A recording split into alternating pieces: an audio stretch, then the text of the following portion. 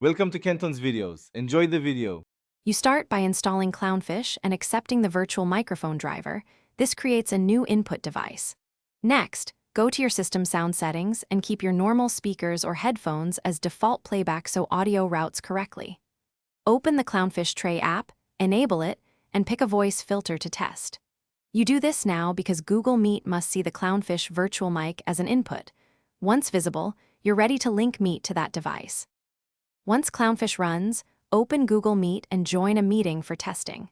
Click the three dots, choose Settings, then Audio, and change Microphone to Clownfish Virtual Microphone so Meet captures the altered voice. Make sure to mute or lower other input sources to prevent echo. Use Meet's microphone test and also preview sound inside Clownfish to confirm the filter is active. If you hear your effect in the preview, Meet should transmit the changed voice to participants once you unmute. Finish by doing quick checks. Ensure your browser's microphone permission points to Clownfish and that no other app hogs the mic. If attendees still hear your normal voice, switch Meet mic back and forth to Clownfish, then restart the browser and rejoin. Make sure hardware mic is not also unmuted in Clownfish. If the virtual microphone vanishes, restart Clownfish or reinstall the driver. This fixes most device registration problems and gets you back on track. Thanks for watching. Consider subscribing if we helped you.